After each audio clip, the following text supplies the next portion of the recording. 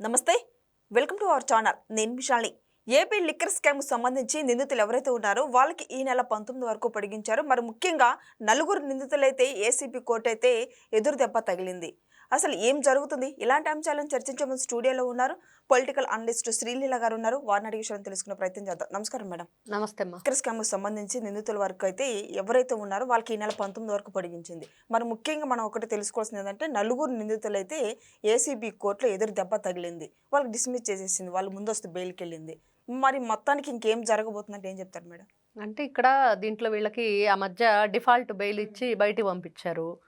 మరి ఇప్పుడు మనం చూసాం చెవిరెడ్డి భాస్కర్ రెడ్డి కూడా తన సహనిందితులైన ఎవరైతే ఉన్నారో వాళ్ళిద్దరి మీద కూడా ఇంప్లీడ్ పిటిషన్ వేశాడు.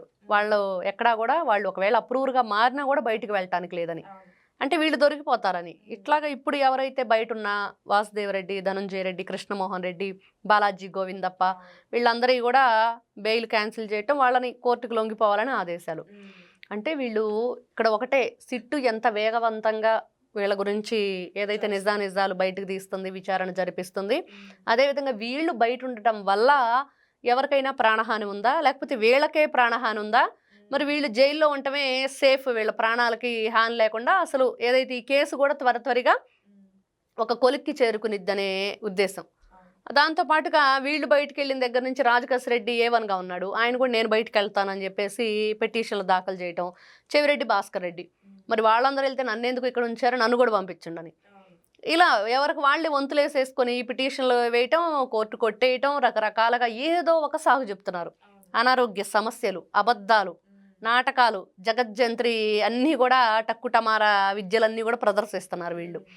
అంటే ఇక్కడ వీళ్ళు దొంగతనాలు, గతంలో ఏదైతే ఈ మద్యం కుంభకోణం ఉందో దీంట్లో విపరీతంగా దోచుకున్నారు, ప్రజల ప్రాణాలు తీశారు, అదేవిధంగా వాళ్ళ ఆరోగ్యాలు దెబ్బతినేటట్లు చేశారు. అసలు మద్యం తయారు చేయటమే తప్పంటే దాంట్లో ఎన్ని రకాల అవకతవకలు చేశారు. మరి దాంట్లో ఓన్లీ క్యాష్ మాత్రమే తీసుకోవాలి, ఎక్కడా కూడా మన డిజిటల్ పేమెంట్ అనేది లేకుండా చేయటం అన్నీ తెలిసి మరి దాంట్లో అన్నిటికీ ప్రత్యక్ష సాక్షిగా ఉంది విజయసాయిరెడ్డి వాళ్ళ ఇంట్లోనే 2 సార్లు కూడా వీళ్ళు మీటింగ్ కండక్ట్ చేయటం. మరి దాంట్లో మిథున్ రెడ్డి అసలు నాకేమాత్రం సంబంధం లేదని చెప్పిన వ్యక్తి. మరి ఆయన ఎన్నో సందర్భాల్లో ప్రెస్ మీట్ పెట్టి నాకేం సంబంధం లిక్కర్ స్కామ్తో, నా పేరు ఎందుకు ఇన్వాల్వ్ చేస్తున్నారు అడిగిన వైనం. మరి చివరికి ఏం జరిగింది, విజయసాయిరెడ్డి వచ్చి ఏం చెప్పాడు, ఇదిగో మరి మా ఇంట్లోనే పెట్టాము, మిథున్ రెడ్డి కూడా వచ్చాడని. మరి ఎవరైతే ఆ రోజున ఎక్సైజ్ శాఖ మినిస్టర్గా చేసిన నారాయణస్వామి, ఆయన కూడా చాలా గత అసెంబ్లీ ఏదైతే వాళ్ళ అధికారంలో ఉన్నప్పుడు అసెంబ్లీలు చూస్తే నారాయణస్వామి గారు చేసిన మాటలు, ఆ పరుష పదజాలం, ఈ విధంగా మాట్లాడొచ్చా అంటే వాళ్ళకున్న రాజకీయ అనుభవం కానివ్వండి, వాళ్ళ వయసు కానివ్వండి, ఎదుటి వాళ్ళకి గౌరవం ఇచ్చి పుచ్చుకోవాలనే మినిమం కామన్ సెన్స్ అనేది లేకుండా వాళ్ళు ప్రవర్తించిన తీరు. మరి ఈ రోజున నాకు 75 సంవత్సరాల వయసు, మరి నేను అధికారుల దగ్గరకు రాలేను, మీరే మా ఇంటికి వచ్చి విచారించండి అని చెప్పి కోరిన వైను. అంటే ఇక్కడ వాళ్ళ ఇంటికి వచ్చి విచారించిన తర్వాత ఆయన దగ్గర ఉన్న ఫోన్లు వీళ్ళు తీసుకోవటం, ఆ ల్యాప్టాప్లు కలెక్ట్ చేసుకోవటం, దాంట్లో ఉన్న డేటా ఏదైతే ఉందో దాన్ని వీళ్ళు చూస్తే అసలు ఎవరితో ఫోన్లు మాట్లాడారు, ఏ ట్రాన్సాక్షన్స్ అమౌంట్ జరిగింది, ఇవన్నీ కూడా ఇంకా రావాలి. ఇప్పుడు వెంకటేష్ నాయుడు ఉన్నాడు, వెంకటేష్ నాయుడు ఫోన్ గురించి ఇంతవరకు మనం మళ్ళీ ఎక్కడ కూడా వినలేదు. అది ఓపెన్ చేస్తే దాంట్లో చాలా కీలకమైన ఆధారాలు వస్తాయనేది గత కొద్ది రోజుల క్రితం మనం చెప్పుకున్నాం, కానీ ఇంతవరకు అది జరగలేదు. దానికోసం వీళ్ళు ఏం చేశారు, ఆ ఫోన్ ఓపెన్ చేయడానికి వీల్లేదని వెంకటేష్ నాయుడు భార్య చేత కూడా ఆ రోజున పిటిషన్ వేయించారు. కానీ ఇక్కడ ఏం చెప్పింది కోర్టు, అసలు మీ పర్సనల్ విషయాలు ఏమీ బయట పెట్టట్లేదు కదా, కేవలం కేసుకి ఏదైతే అనుసంధానంగా ఉంటే అవి మాత్రమే బయట పెడతామని చెప్పటం.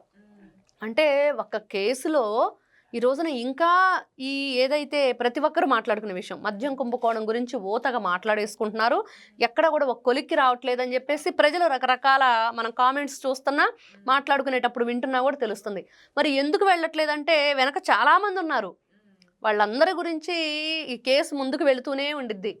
ఎంతమంది అని చెప్పగలుగుతారు ఈ రోజున, సంఖ్య తేలింది. ఇంకా అది 100 మందికి వెళ్ళిద్దో ఇంకా పెరిగిపోతారో తెలియదు. విజయసాయిరెడ్డి అప్రూవర్గా మారారు, ఆయన ఏ విషయం కూడా ఇంతవరకు చెప్పట్లేదు. అతను ఏం చెప్పాడు, అప్పట్లో విక్రాంత్ రెడ్డి చెప్పాడు సుబ్బారెడ్డి కొడుకు ఉన్నాడని.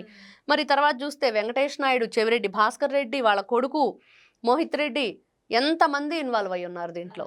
మరి వీళ్ళందరూ కూడా ఏ విధంగా ఈ డబ్బుని, ఈ మనీ రూటింగ్ ఏంటి మనం చూసాం. అనిల్ చోక్రా, మరి అనిల్ చోక్రాకి అసలు ఎవరి ద్వారా అనిల్ చోక్రా పరిచయం అయ్యాడు, వీళ్ళంతా కూడా ఈ డబ్బు దాదాపుగా ఆ రోజున 72 కోట్ల రూపాయలు మరి ఎస్పీవై ఆగ్రో కానివ్వండి, లేకపోతే లీలా డిస్టిలరీస్ కానివ్వండి, వీటినన్నింటి నుంచి కూడా వాళ్ళు డబ్బులు అతను తీసుకుని డొల్ల కంపెనీలు పెట్టి దొంగ కంపెనీలు సృష్టించి ఎవరికైనా బాగా పేదవాళ్ళకి డబ్బులు అవసరమైతే వాళ్ళకి ఇతను డబ్బులు ఇస్తాడంటే ఇచ్చి వాళ్ళ ఆధార్ కార్డు తీసుకొని దాని మీద ఇతను అకౌంట్లు ఓపెన్ చేశాడు.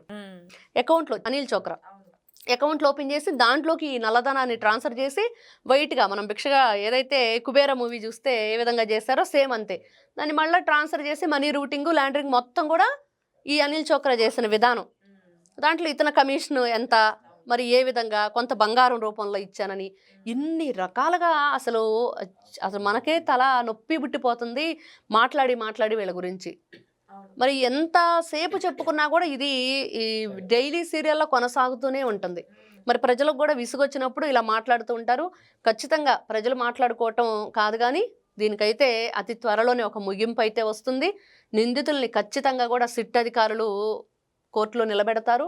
వాళ్ళకి శిక్ష అయితే పడుతుంది, ప్రజలకు న్యాయం జరుగుతుంది. మరి నకిలీ మద్యం స్కామ్కి సంబంధించి నాకు అసలు ఎటువంటి సంబంధం లేదని జోగి రమేష్ ఓ పక్క చెప్పడం, మొన్న జగన్మోహన్ రెడ్డి కూడా ప్రెస్ మీట్ పెట్టి చెప్పడం అసలు తనకి ఎటువంటి సంబంధం లేదని, అక్రమంగా అరెస్ట్ చేశారని, కానీ కీలకంగా పాత్ర అయిందేనని ఇప్పుడు వస్తున్న సమాచారం. జగన్మోహన్ రెడ్డి కూడా చాలా మంచివాడు, సౌమ్యుడు, బుద్ధిమంతుడు, చిన్నపిల్లాడు ముఖ్యంగా. మరి వీళ్ళందరూ కూడా చాలా మంచివాళ్ళు అయితే మరి ఇవన్నీ ఎవరు చేశారు? ఈ కేసులు ఎక్కడి నుంచి వచ్చినాయి? వీళ్ళకి అసలు సంబంధమే లేనప్పుడు నిన్న జోగి రమేష్ అతనిద్దరిని కూర్చోబెట్టి పోలీసులు ఆధారాలతో సహా మరి మనీ ట్రాన్సాక్షన్స్ కానివ్వండి, కాల్ రికార్డు కానివ్వండి, ఇవన్నీ అడిగినప్పుడు అద్దేపల్లి జనార్దన్ రావుకి ఎందుకు పెద్ద మొత్తంలో అమౌంట్ ట్రాన్స్ఫర్ చేశారంటే తెలియదు, గుర్తులేదు, మర్చిపోయా. ఇదే సమాధానం. మరి ఇలాంటి సమాధానాలు వచ్చినప్పుడు ఏ విధంగా వాళ్ళని అనుమానించకుండా ఉంటారు, ఏ విధంగా వాళ్ళని రిమాండ్ చేయకుండా ఉంటారు? ఈ రోజున అరెస్ట్ చేసిన తర్వాత గతంలో ఎన్నో అరుపులు అరిచి గందరగోళాన్ని సృష్టించి ఎవరు వస్తారో రండి పెట్టుకోండి కేసులు, లై డిటెక్టర్ చేసుకోండి, నేను అన్ని నిజాలే చెప్తానని చెప్పేసి ఏదేదో చెప్పాడు. మరి ఈ రోజున మాత్రం కామ్ అయిపోయాడు. తెలియదు అంటున్నాడు, గుర్తులేదు అంటున్నారు, మర్చిపోయామంటున్నారు.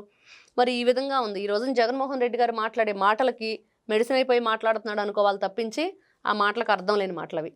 Thank you madam. నమస్తే.